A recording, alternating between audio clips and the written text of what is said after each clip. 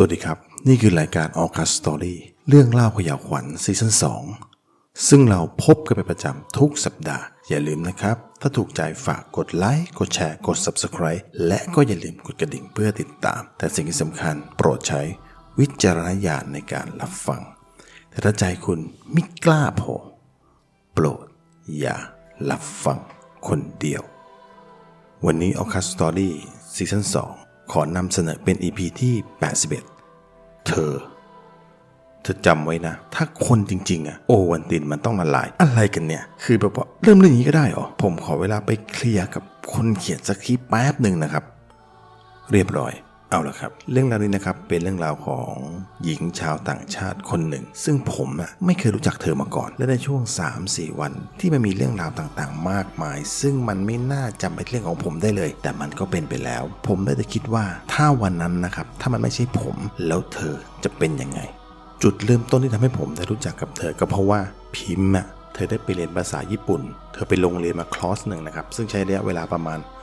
6 เดือนมันก็เลยทำให้เธอได้สนิทกับหญิงคนนั้นและทั้งสองคนก็สนิทกันคือเป็นทั้งเพื่อนเป็นทั้งครูของพิมพ์เลยก็ว่าได้เธอชื่อว่าริกะเธอเป็นชาวญี่ปุ่นนะครับแล้วก็เป็นครูสอนภาษาญี่ปุ่นในประเทศไทยด้วยอยู่ที่โรงเรียนนานาชาตินะครับแถวสุขุมวิทนั่นแหละและก็เปิดสอนแบบเป็นการส่วนตัวด้วยที่โรงเรียนสอนภาษาเป็นโรงเรียนสอนภาษาไทยให้กับชาวญี่ปุ่นแล้วเรื่องราวมันก็เริ่มต้นที่ว่าพิมพ์เธอต้องไปแคนาดาไปเรื่องของบ้านเธอนั่นแหละอันนั้นผมไม่รู้เลยว่าเธอไปเรื่องอะไรแต่ว่าพิมพ์อยากจะให้ผมช่วยไปรับลิกะมาที่คอนโดแถวสุขุมวิทนะครับนั่นเป็นบ้านของลิกะนะครับแล้วก็พามาพักที่คอนโดของเธอที่อโศกซึ่งเป็นที่อยู่ของพิมพ์ผมก็ไม่เข้าใจว่าระยะทางมันก็ไม่ได้ไกลอะไรมากมายทำไมเธอมาเองไม่ได้และเธอยังบอกอีกว่าถ้าไม่เป็นการรบกวนจนเกินไปถ้าลิกะเธออยากไปเที่ยวที่ไหนก็ขอร้องให้ผมพาเธอไปด้วยนะและพิมพ์ก็ยังบอกว่าเธอโทรไปบอกอายกับแอนไว้แล้วให้คอยช่วยดูแลลิกะหน่อยในช่วง 2-3 วันที่เธอไม่อยู่และมีอีกเรื่องนึงซึ่งผมก็ยังงงอยู่เหมือนกันว่าเธอขอผมหรือว่าเธอใช้ผมคือนี่มันก็บ่ายโมงแล้วนะครับคือเธอขอให้ผมรับเธอไปส่งที่ดอนเมืองด้วยคือพิมพ์เธอไม่อยากเอารถมาจอดที่สนามบินนะครับไอ้คันจะนั่งแท็กซี่ก็ไม่กล้าสรุปแล้วว่าผมมันเป็นอะไรตำแหน่งคนขับรถยังไม่วุ่นวายขนาดนี้เลยแต่ผมก็ต้องทำตามที่เธอสั่งว่าจะส่งพิมพ์เสร็จว่าจะไปรับลิกะมันก็ปาเข้าไปเกือบจะ5 โมงแล้วมันจะไม่ทันเวลาแล้วซึ่งพิมพ์เธอบอกว่าเธอนัดลิกะไว้5 โมงผมไปถึง5 โมงกว่าแล้วผมรีบวิ่งไปที่หน้าฟอนต์เลยแล้วบอกเธอว่าผมมารับลิกะเห็นเธอลงมาแล้วหรือยังพนักงานเขาก็บอกว่าเห็นเธอลงมาแล้วรอบหนึ่งนะเดี๋ยวจะโทรไปตามให้อีกครั้งผมนั่งรออยู่อีกสักประมาณ20 นาทีเห็นจะได้เสียงประตูลิฟต์ก็ดังขึ้นพร้อมกับผู้หญิงตัวเล็กๆที่การแต่งตัวถ้ามองในระยะไกลเป็นกิโลก็คือรู้เลยครับว่าเธอเป็นคนญี่ปุ่นแน่ๆแวบแรกที่เห็นผมมองที่ใบหน้าเธอแล้วผมสัมผัสได้ถึงมันเศร้ายังไงก็ไม่รู้แต่พอเธอหันมาคุยกับผมสีหน้าและแววตาของเธอดูล่าเริงขึ้นมากเหมือนอย่างกับคนละคนเลยซึ่งลิกะเธอพูดไทยได้คล่องมากๆเพราะว่าตั้งแต่ขึ้นรถมาเนี่ยเธอก็พูดไม่หยุดแล้วก็ถามทุกอย่างที่เห็นทั้งที่เธออยู่เมืองไทยมาเห็นพิมพ์บอกว่าประมาณ5 ปีแล้วนะแล้วเธอก็ยังคงคือขอโทษที่เธอลงมาช้าอยู่นั่นแหละครับถ้าผมกลับรถเสร็จปุ๊บเลยไฟแดงนี้เธอยังไม่หยุดขอโทษผมแล้วก็ผมจะโยนเธอลงข้างทางจริงๆแหละพอผมมาถึงที่คอนโดของพิมพ์ผมเห็นแอนกับน้องอายนั่งรออยู่ที่หน้าฟอนต์แล้วผมก็ดีใจและผมก็ได้โอกาสส่งไม้ต่อให้เลยแล้วความหลอนมันก็เกิดขึ้นในคืนนั้นคือตอนที่ผมขับรถออกมาเพื่อกะว่าจะกลับบ้านนะครับผมน่าจะนั่งคิดว่าตอนที่ผมพาลิกะมาส่งตอนที่เธอนั่งรถมากับผมนั่งข้างๆกันนั่นแหละครับผมรู้สึกถึงความเศร้าของลิกะได้อย่างชัดเจนมันเป็นพลังงานที่ปล่อยออกมาแบบอย่างต่อเนื่องเลยคือมันเป็นความเศร้าที่ปล่อยออกมาแบบไม่มีเหตุผลและผมก็ไม่เห็นภาพอะไรในหัวเลยคือแบบว่ามันเหมือนกับว่าจะเห็นอะไรแต่ก็ไม่เห็นอะไรเลยรู้เพียงแต่ว่าเธอปล่อยคลื่นแห่งความเศร้าออกมามากมายซะเสียเหลือเกินและความหลอนมันก็เริ่มต้นขึ้นจากตรงนี้ในขณะที่ผมกำลังนอนหลับอยู่ผมว่าผมฝันนะแต่มันดูเหมือนจริงมากมันเหมือนกับว่าผมกำลังเดินเข้าไปในห้องที่มันต้องเป็นห้องของผู้หญิงแน่ๆเพราะว่าในห้องนั้นมันดูสะอาดสะอ้านเรียบร้อยมีของใช้กระจุกกระจิกแบบผู้หญิงที่เขาตกแต่งห้องกันนะครับแต่ในห้องนั้นสภาพคือมันมืดสลัวแต่ก็ยังพอมองเห็นอะไรบ้างซึ่งผมค่อยๆเดินเข้าไปในห้องนั้นซึ่งผมก็ไม่เข้าใจเหมือนกันนะครับว่าผมจะเดินเข้าไปทำไมในห้องนั้นแล้วผมก็ตรงเข้าไป เปิดประตูห้องซึ่งห้องนั้นเป็นห้องนอนแล้วโดยปกติห้องนอนของผู้หญิงจะมีกลิ่นน้ำหอมหรือว่ากลิ่นครีมทาผิวหรือว่าโลชั่นที่เธอใช้อยู่เป็นประจำแต่ว่าภายในห้องนี้มันกลับเต็มไปด้วยกลิ่นของข่าวเลือดสดๆที่กลิ่นมันอัดอยู่ในห้องแบบว่าแน่นมากในฝันผมเหลือบไปเห็นแสงไฟที่ลอดออกมาจากช่องประตูห้องน้ำที่ดูเหมือนกับว่ามันปิดไม่สนิทและแสงไฟนั้นมันก็ติดดับเหมือนกับว่ามันกระพริบเรียกผมก็เลยเดินเข้าไปใกล้ๆยิ่งผมใกล้เท่าไหร่กลิ่นข่าวเลือดสดๆก็ยิ่งแรงขึ้น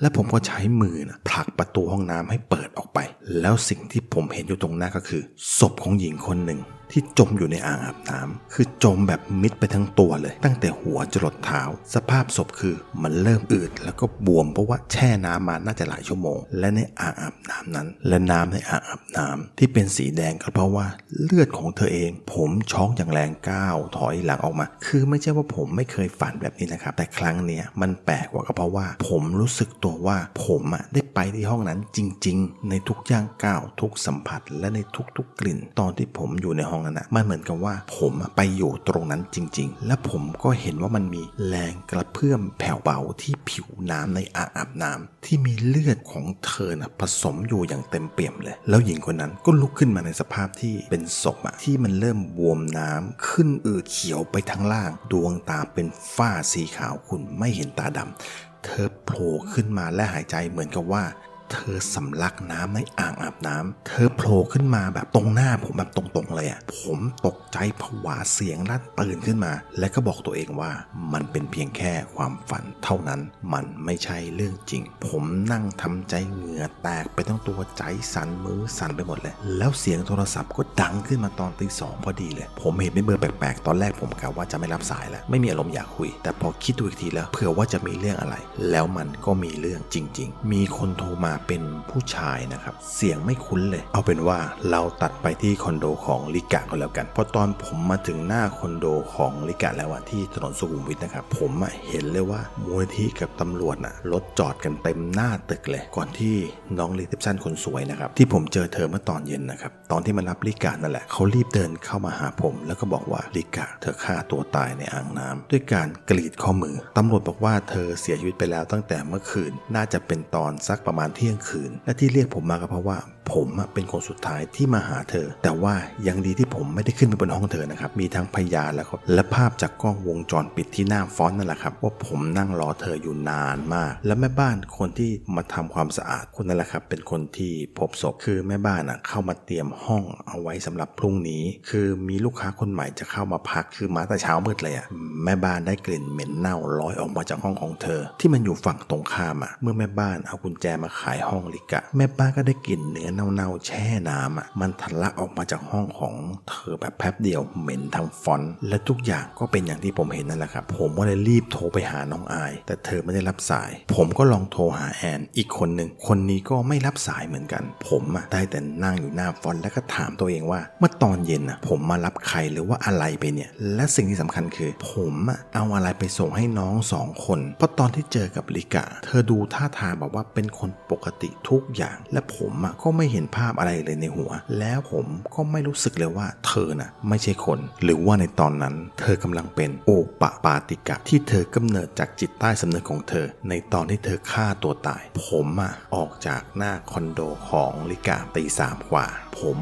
มุ่งตรงไปบ้านอาจารย์เลยคือไปถึงบ้านอาจารย์คือมันเช้ามืดมากเลยนั่งคุยกับอาจารย์อยู่แป๊บหนึ่งแล้วผมก็ได้คำตอบว่ามันเป็นเรื่องง่ายๆนะคือแค่บอกลิกะไปว่าเธอตายแล้วเท่านั้นทุกอย่างก็เรียบร้อยง่ายจริงๆครับอาจารย์แต่ว่าใครล่ะที่จะเป็นคนไปบอกเธอมันต้องไม่ใช่ผมแน่ๆแต่หลังจากคุยกับอาจารย์แล้วผมห่วงน้องสาวทั้ง2 คนผมมากกว่าว่าป่าชั้นนี้จะเป็นอย่างไรกันบ้างผมรีบลาอาจารย์มุ่งหน้าไปคอนโดของพิมพ์ที่ลิกะกับ2 สาวนั้นอยู่ซึ่ง2 สาวนั้นยังไม่รู้เรื่องอะไรเลยว่าตอนนี้เธออยู่กับอะไรแต่พอผมไปถึงแล้วภาพที่เห็นคือทั้ง3 คนนั่งกินกาแฟพูดคุยกันอย่างสนุกสนานหัวล่อต่อกระซิบกันเหมือนรู้จักกันมาตั้งแต่ชาติปางก่อนซึ่งน้องแอนกับอายไม่รู้เลยว่าตอนนี้เธอนั่งคุยอยู่กับ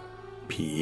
แต่ความจริงที่ผมเห็นนั้นมันดูไม่ออกเลยว่าลิกะเธอตายแล้ว ตอนที่ผมเดินเข้าไปเธอยังดูท่าทางปกติแบบไม่มีอาการอะไรเลยหรือว่าเธอไม่รู้ว่าผมรู้ว่าเธอตายแล้วกันแน่ผมเองก็แบบท่าทางผมคือมันลุกลี้ลุกลนคือมีพิรุธที่สุดจนเจ้าอายกับเจ้าแอนถามผมว่าวันนี้เป็นอะไรผมดูแปลกไปนะความจริงคือผมกำลังคิดว่าจะบอกลิกาว่าเธอตายแล้วยังไงจะบอกน้องสาวผมทั้ง2 คนก่อนดีไหมว่าเธอกำลังอยู่กับอะไรในระหว่างที่ผมนะครับกำลังคิดหาทางอยู่นะลิกาก็บอกเข้ามาว่าเธออยากไปเที่ยวทะเลอันเนี้ยผมคิดหนักเลยเพราะว่าผมจะต้องไปค้างกับเธอด้วยนะสิแล้วทีเนี้ยผมจะทำยังไงดีซึ่งผมก็ไม่อยากจะกระโตกกระตากแล้วไปในเรื่องนี้นะครับผมก็เลยต้องตามใจพวกสาวๆแล้วก็รับปากว่าไปแต่ต้องมานั่งกลุ้มใจว่าแล้วผมจะทำยังไงดีเนื่องจากวันพรุ่งนี้เป็นวันที่เราจะไปเที่ยวทะเลกันที่หัวหินผมก็เลยต้องมีหน้าที่นำลิกะและก็อีก2 สาวไปซื้อของที่ห้างโดยที่ผม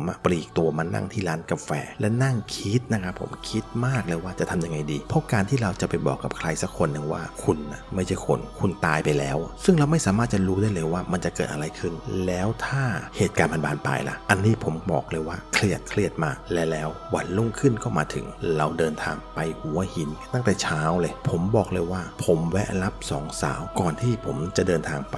รับลิกะที่คอนโดของพิมพ์แถวๆอโศกซึ่งผมดูแล้วว่าลิกะเธอดูล่าเริงกว่าปกติแต่มันก็ยังแฝงด้วยความเศร้าในดวงตาของเธออย่างที่ผมเคยเห็นหรือว่าผมเคยสังเกตเธอนั่นแหละครับแต่ลิกะเธอยังคุยเก่งและก็อยากรู้อยากเห็นไปซะทุกอย่างเพราะว่า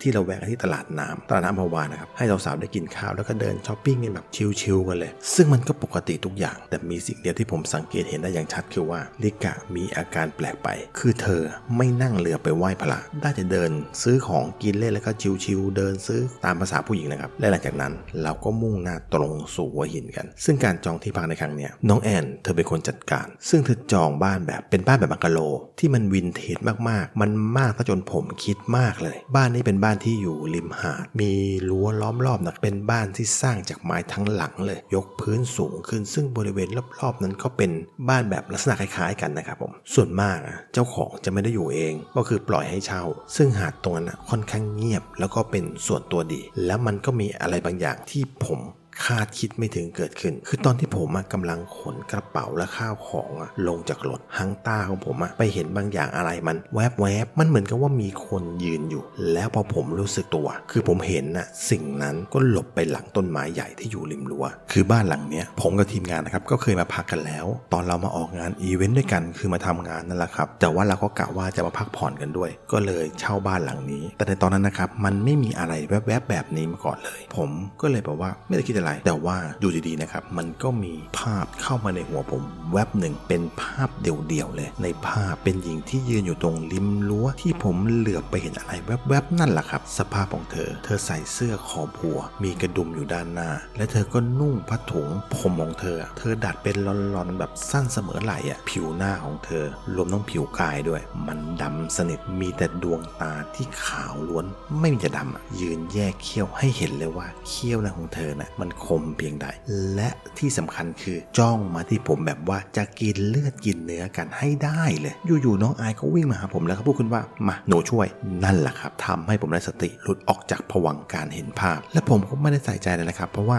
แค่ผีต่างชาติตัวเดียวผมก็เหนื่อยหนักหนาแล้วนี่จะมีผีเล่ร่อนที่ไหนก็ไม่รู้มาอีกบางครั้งเราก็รับมือไม่ไหวเหมือนกันนะครับหลังจากที่เก็บข้าวของเรียบร้อยแล้วซึ่งจะว่าแปลกก็แปลกจะว่าไม่แปลกก็ได้คือลิกะเธอขอนอนคนเดียวและน้องสาวทั้งสองของผมคืออายกับแอนนอนห้องเดียวกันส่วนผมแม่บ้านผู้ดูแลเขาเตรียมที่นอนหมอนมุ้งไว้ให้ผมที่ห้องโถงเรียบร้อยแล้วคือว่าสาวๆนอนในห้องกันหมดส่วนผมVIP นอนข้างนอกและหลังจากที่เราได้กินอาหารทะเลชุดใหญ่กันอย่างสะใจแล้วก็ต่างนั่งเล่นกันสักพักหนึ่งก่อนที่จะแยกย้ายกันไปซึ่งผมเห็นเลยว่าลิกะเธอมองสองสาวนั้นด้วยดวงตาที่เศร้าคล้ายกับว่าเธอจะร้องไห้ให้ได้เลยเพราะว่าแอนเธอขอตัวไปโทรหาแฟนของเธอและน้องอายมีคนชอบเยอะโทรหาทั้งวันไม่ซ้ำกันเลยพอทุกคนเข้าไปในห้องความเงียบก็ครอบคลุมซึ่งมาพร้อมกับความมืดสนิทเมื่อปิดไฟผมหลับตาด้วยความเพลียและก็ความกังวลได้แต่ภาวนาขอให้คืนนี้ผ่านไปได้ด้วยดี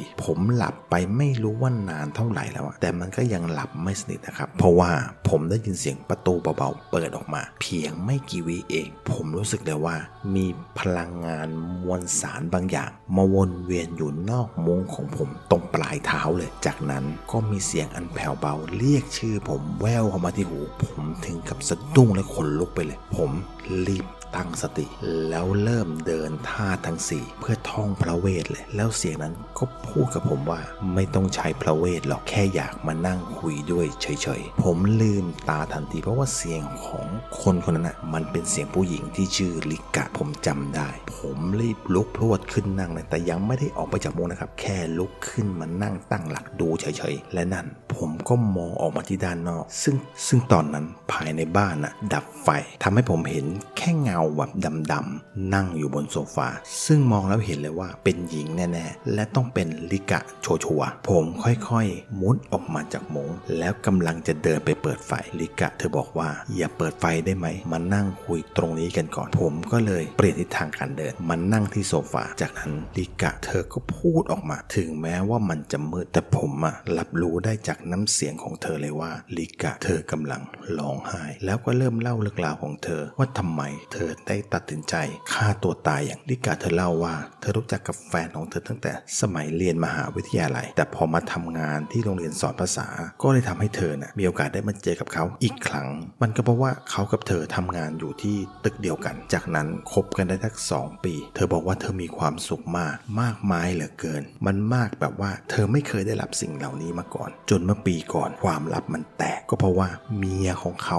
มาหาเธอที่โรงเรียนที่เธอสอนอยู่นั่นแหละครับและผู้หญิงคนนั้นก็บอกกับลิกะว่าแฟนของลิกะเป็นสามีของเธอแต่งงานกันได้ปีกว่าแล้วและกำลังจะมีลูกด้วยกันลิกะเธอบอกว่าเธอเสียใจมากเหมือนโลกทั้งใบถล่มใส่เธอเพราะว่าเธอทั้งอับอายและเสียเกียรติถ้าเรื่องอื้อฉาวเรื่องนี้กระจายออกไปเธอคิดได้อย่างเดียวเลยว่าเธอจะบอกพ่อแม่เธอยังไงเมื่อแฟนหนุ่มรู้ว่าลิกะรู้ความจริงขึ้นมาก็รีบมาหาเธอและบอกว่าให้เธอหลบมาเมืองไทยสักระยะมาทำงานก็ได้ลิกะเธอก็เลยตัดสินใจมาทำงานที่โรงเรียนนานาชาติในเมืองไทยและก็หาอะไรทำเพื่อไม่ให้ตัวเองว่างและคิดฟุ้งซ่านและที่โรงเรียนสอนภาษาก็เลยมาเจอกับพิมพ์เขาและนั่นก็ทำให้เธอได้รู้ความจริงอะไรบางอย่างเพราะตอนที่ลิกะไปเที่ยวกับพิมพ์คือลิกะเธอชอบทะเลและเคยบอกกับแฟนเธอว่าจะมาเที่ยวเมืองไทยแล้วไปเที่ยวทะเลกันแต่เธอก็มีโอกาสได้มาสักครั้งหนึ่งเลยจนวันนั้นพิมพ์พาลิกะมาเที่ยวเกาะล้านที่พัทยาและแล้วเธอก็ได้เห็นแฟนของเธอมากับผู้หญิงคนหนึ่งซึ่งเธอเห็นเลยว่าผู้หญิงคนนั้นไม่ใช่ภรรยาของเขาคำว่าเสียใจมันยังไม่สามารถอธิบายความรู้สึกของเธอได้เลยการที่โดนหลอกด้วยคำพูดซึ่งมันทำให้เธอเชื่อใจทิ้งทุกอย่างมารอเขาที่เมืองไทยแต่ว่าเขาดันกลับมากับหญิงคนอื่นโดยไม่สนใจเลยว่าเธอรอเขาอยู่และพร้อมที่จะให้อภัยในทุกเรื่องจะให้เธออยู่ที่นี่ไปทั้งชีวิตก็ได้ขอเพียงอย่างเดียวแค่มีเขาอยู่ก็เท่านั้นพอเธอพูดจบผมก็เหลือบไปเห็นว่ามันมีน้ำเจิ่งนองที่บริเวณเท้าแบบอยู่รอบเท้าของลิกะเลยแต่ด้วยความมืดตอนนั้นผมเห็นแต่น้ำนองผมไม่ได้เห็นเลยว่าเธอออกมานั่งคุยกับผมด้วยรูปร่างอะไรคือเรานั่งคุยกันสักพักแล้วนะครับผมหิวน้ำก็เลยลุกขึ้นไปที่ตู้เย็นตอนที่ผมลุกขึ้นไปที่ตู้เย็นแล้วก็เปิดตู้เย็นเพื่อหยิบน้ำลิกะเธอก็พูดว่าขอบคุณนะคะที่ไม่บอกใครในเรื่องของเธอฉันรู้ว่าคุณรู้แล้วแต่ก็ยังคงพาฉันมาเที่ยวอีกฉันขอบคุณมากๆจริงๆนะคะจังหวะนั้นผมถึงกับหยุดชะงักเลยขณะที่ผมกำลังเอื้อมไปหยิบขวดน้ำแล้วผมก็หันไปหาเธอในขณะที่ยังไม่ได้ปิดประตูตู้เย็นทำให้แสงไฟจากตู้เย็นส่องมาให้ได้เห็นร่างของลิกะในตอนนั้นแบบว่าชัดๆเลยว่าเธอมาด้วยสภาพที่มันเป็นศพนะครับที่เริ่มขึ้นอืดแล้วและก็บวมน้ำเขียวไปทั้งล่างเลยดวงตาเป็นฝ้าสีขาวขุ่นไม่เห็นตาดำแล้วเธอก็เปียกไปตั้งแต่หัวจรดเท้าที่โซฟาที่เธอนั่งมันชุ่มไปด้วยน้ำที่มันไหลออกมาจากล่างของเธอแล้วก็ไหลลงไปเจิ่งนองอยู่ที่พื้นผมผวาหลังชนตู้เย็นเมื่อได้เห็นคนที่ผมได้นั่งคุยเมื่อกี้นี้แหละครับผมสภาพเป็นอย่างนี้นี่เองถึงว่าทำไมเธอไม่ให้ผมเปิดไฟและในวินาทีที่ผมยังไม่ได้หายตกใจกับสิ่งที่ผมได้เห็นเสียงกรี๊ดดังลั่นมันออกมาจากห้องของสองสาวและนั่นก็เป็นเสียงของน้องอายซึ่งในวินาทีต่อมาทั้งสองสาวอายกับแอนพรวดออกมาจากห้องแล้วก็เปิดไฟพลึบเดียวสว่างไปทั้งบ้านเลยผมรีบหันกลับไปดูที่โซฟาตรงที่ลิกะนั่งอยู่แต่ว่าเธอหายไปแล้วไม่ทิ้งร่องรอยความช้ำแฉะเอาไว้ด้วยอายวิ่งเข้ามาหาผมพร้อมกับร้องไห้ด้วยความหวาดกลัวอะไรสักอย่างหนึ่งแต่ดูแล้วแอนจะไม่รู้เรื่องอะไรเลยนะเหมือนกับว่าผมจะเป็นที่ปรึกษาเรื่องผีหรือยังไงก็ไม่รู้คือน้อง องอ่ะเดินไปนั่งตรงที่ลิกะนั่งคุยกับผมเมื่อกี้นี่เลยแล้วผมก็ต้องเดินกลับไปนั่งที่เดิมแล้วน้องอายก็เริ่มเล่าถึงสาเหตุการกรีดว่าตอนที่เธอคุยโทรศัพท์อยู่เธอก็เปิดหน้าต่างรับลมเพราะว่าอากาศดีมากและเธอก็มองไปข้างนอกเห็นทะเลสีดำในตอนกลางคืนแล้วเธอก็เห็นอะไรบางอย่างคือการที่จะเห็นทะเลนะครับมันต้องมองผ่านต้นไม้ใหญ่ต้นที่อยู่ริมรั้วที่ผมเห็นอะไรแวบๆนั่นแหละครับในเมื่อตอนเย็นนั่นแหละน้องอายบอกว่าตอนที่มองไปตอนแรกอะมองไม่ออกนะว่ามันคืออะไรเพราะว่าเธอเห็นว่ามัน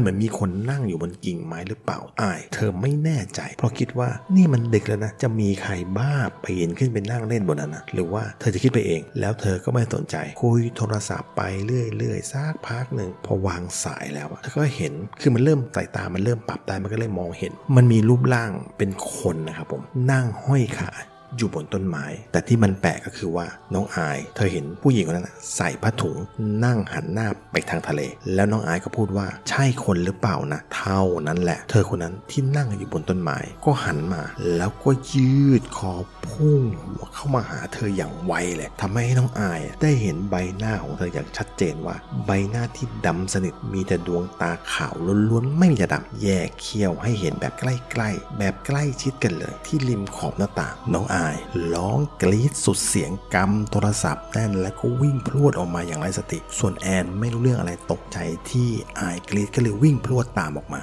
น้องอายพอเธอเล่าจบเธอก็นั่งกระวนกระวายอยู่สักพักหนึ่งแล้วเธอก็คิดออกน้องอายก็เลยโทรหาอาจารย์ผมก็บอกว่านี่มันเที่ยงคืนแล้วอาจารย์หลับแล้วแต่ว่าอาจารย์กลับรับสายคงเห็นว่าเป็นเบอร์ลูกสาวหรือไม่ก็แอบแม่หนีลงมาดูซีรีส์เงียบๆคนเดียวดึกอีกแล้วและหลังจากที่น้องอายเล่าเรื่องที่เจอผีให้อาจารย์ได้ฟังแล้วน้องอายเขาพูดต่อว่าเราจะทำยังไงกับผีตัวนี้ดีครับพ่อไอเด็กคนนี้มันเอาเรื่องอยู่นะใจมันถึงใจมันได้จริงๆแล้วผมก็ได้ยินเสียงน้องอายมันพูดว่ามันจะได้ผลจริงๆเหรอคะจากนั้นเธอก็เปิดลำโพงโทรศัพท์พร้อมกับวิ่งเข้าไปในครัวและผมก็ได้ยินเสียงน้องอายบอกว่าได้ครับพ่อบะหมี่กึ่งสำเร็จรูปรสต้มยำกุ้งน้ำข้นมีกันหลายคนนะ2 ห่อน่าจะพอนะแล้วก็เสียงของอาจารย์พูดออกมาต้มน้ำเข้ามีไส้กรอกกับไข่หรือเปล่าเอามาด้วยต้มพอน้ำเดือดเอาไส้กรอกที่หั่นชิ้นพอคำใส่ลงไปเอาไข่มาตอกใส่ถ้วยแล้วก็เอาผงน้ำข้นของเครื่องปรุงที่ให้มาในบะหมี่สำเร็จรูปใส่ลงไปคนให้เข้ากันพอน้ำเดือดก็ใส่บะหมี่ลงไปตามด้วยไข่ไก่ที่ผสมผงน้ำข้นแล้วผมก็นั่งงงว่าไอ้บะหมี่สำเร็จรูป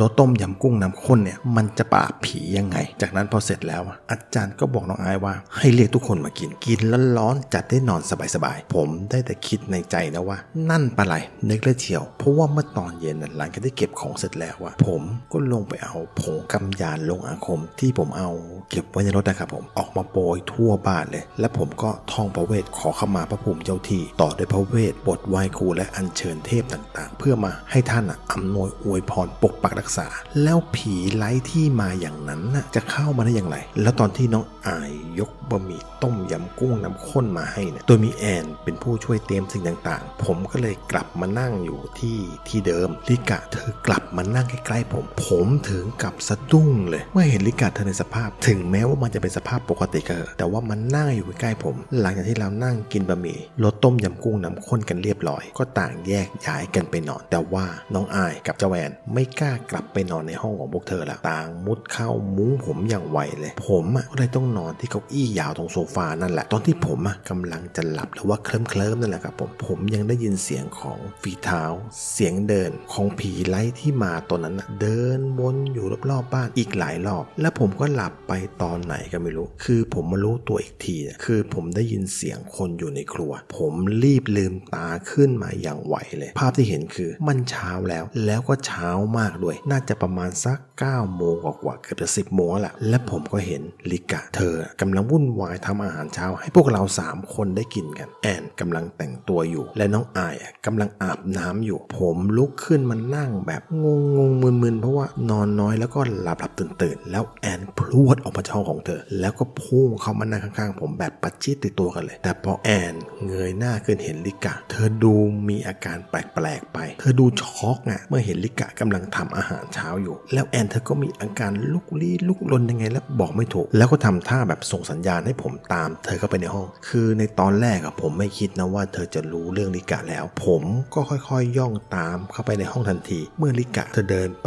ที่หลังบ้านเพื่อ ไปเอาอะไรบางอย่างนั่นแหละผมก็พรวดเข้าไปเลยพอปิดประตูสนิทปุ๊บแอนเธอก็พูดออกมาเลยว่าพี่อย่าตกใจนะลิกะเธอตายแล้วผมก็ถามกันไปว่ารู้ได้ยังไงว่าเธอตายแอนบอกว่าพอเธอเปิดโทรศัพท์ก็มีสายเข้ามาจากสถานทูตแล้วบอกว่าให้เราไปรับอัฐิของลิกะด้วยเพราะว่าเธอไม่ได้ให้เบอร์ติดต่อที่ญี่ปุ่นไว้ในเมืองไทยเธอให้ชื่อพิมพ์เป็นเบอร์ติดต่อในกรณีฉุกเฉินสถานทูตก็เลยโทรไปหาพิมพ์ก็เลยให้เบอร์แอนมาเขาติดต่อมาเพื่อให้เราไปรับอัฐิเพราะว่าไม่สามารถต่อญาติที่ญี่ปุ่นได้ผมไม่ได้ตกใจเลยเพราะว่าผมรู้แล้วรู้นานแล้วด้วยแอนมองหน้าผมแล้วก็สังเกตว่าดูเหมือนว่าผมไม่ตกใจเลยแล้วเธอก็พูดว่าพี่รู้แล้วใช่ไหมรู้นานแล้วหรือยังอันนี้ทีนี้มาเป็นชุดเลยแล้วน้องอายที่อาบน้ำเสร็จก็เปิดประตูเข้ามาผมรีบชิ่งออกมาก่อนเลยที่ผมจะเล่าความจริงให้น้องทั้งสองฟังแล้วสิ่งที่ผมเห็นเมื่อหลุดออกมาจากห้องก็คือมันไม่มีอะไรเลยอาหารเช้าซุปมิโซะที่ทำเอาไว้หม้อใหญ่ๆไข่ม้วนสลัดมันฝรั่งปลาซาบะย่างเกลือข้าวร้อนๆที่ตักใส่ถ้วยเตรียมไว้ให้เราทั้งหมดที่ถูกจัดวางไว้ที่ชุดนั้นมันหายไปหมดเลยเหมือนกับว่าไม่มีอะไรเกิดขึ้นทุกอย่างดูว่างเปล่าข้าวของถูกจัดเข้าที่เรียบร้อยอย่างกับว่าไม่เคยมีใครมาแตะต้องมันมาก่อนเลยผมค่อยๆเดินหาลิกะวนรอบบ้านซึ่งก็ไม่เห็นเธอเลยมันเหมือนกับว่าเธอไม่ได้มาด้วยมันหายไปอย่างไร้ร่องรอยพอผมเดินกลับขึ้นไปบนบ้านแอนกับน้องอายเก็บข้าวของลงกระเป๋าเรียบร้อยเลยพร้อมเดินทางในวินาทีนั้นเลยก็ได้ผมถามว่าแล้วดูในห้องลิกะแล้วหรือยังสองสาวไม่ตอบยืนตัวเกร็งกันทั้งคู่เลยผมก็เลยเดินแหวกทั้งคู่เข้าไปดูในห้องพอเปิดประตูเข้าไปเท่านั้นแหละความจริงก็ปรากฏห้องนั้นมันเป็นห้องเก็บของมีทั้งฝุ่นทั้งหยากใยหนามมากๆเต็มห้องไปหมดเลยอายกับแอนไม่สนใจแล้วรีบออกไปยืนรอหน้าบ้านเลยปล่อยให้ผมเก็บข้าวของใส่เป้ให้เรียบร้อยในจังหวะนั้นผมได้ยินเสียงสองสาวคุยกับป้าที่ดูแลบังกะโลคือสองสาวจะจ่ายเงินค่าที่พักเต็มจำนวนนะครับแต่จะขอกลับก่อนซึ่งผมได้ยินเสียงป้าพูดว่าผู้หญิงชาวญี่ปุ่นคนที่มาด้วยเขาจ่ายให้ป้าแล้วเมื่อเช้าคือป้าเขาเจอกับลิกะตอนเช้าตอนที่เธอกำลังจะเดินลงไปเล่นน้ำที่หน้าหาดพอจากมาตอนขับรถกลับมานั่นแหละครับผมก็เล่าเรื่องราวทั้งหมดให้ทั้งสองฝั่งสองสาวถึงกับร้องไห้ตลอดทางเลยผมมารับอัฐิของลิกะก็บ่าย3แก่ๆแล้วนะครับแต่ว่ามาคนเดียวเพราะว่าผมส่งสองสาวลงแล้วก็กลับบ้านไปก่อนคือผมไม่รู้ว่าจะเอาอัฐิของลิกะไปเก็บไว้ที่ไหนผมก็เลยแวะไปฝากไว้ที่บ้านอาจารย์มันเป็นความบังเอิญหรือเปล่าผมไม่มั่นใจนะแต่เมื่อผมไปถึงบ้านอาจารย์ผมเห็นรถของพิมพ์จอดอยู่หน้าบ้านพิมพ์เธอมานั่งรออยู่ที่บ้านของอาจารย์แล้วเพียงแค่เธอเห็นกล่องไม้ที่บรรจุอัฐิลิกะมาเธอก็พลั้งพลูร้องไห้ออกมาทันทีซึ่งในครั้งนั้นมันแปลกตรงที่ว่าพิมพ์กับผมมีความเห็นตรงกันว่าจะเอาเท่ากระดูกของเธอไปลอยในที่เธอชอบที่สุดในชีวิตก็คือทะเลและเราก็เห็นพ้องกันว่าเราน่าจะไปหัวหินลิกะจะได้อยู่กับทะเลที่เธอรักไปตลอดกาลออคัสตอรี่เรื่องเล่าเขย่าวขวัญซีซั่น2 EP ที่81เธออย่าลืมนะครับถ้าถูกใจฝากกดไลค์กดแชร์กด Subscribe แล้วก็อย่าลืมกดกระดิ่งเพื่อติดตามโปรดใช้วิจารณญาณในการรับฟังแต่ถ้าใจคุณไม่กล้าพอโปรดอย่ารับฟังคนเดียวคือว่าผมไม่ค่อยแน่ใจเท่าไหร่นะว่านี่จะเป็นการไปลอยอังคารหรือว่าทริปไปเที่ยวทะเล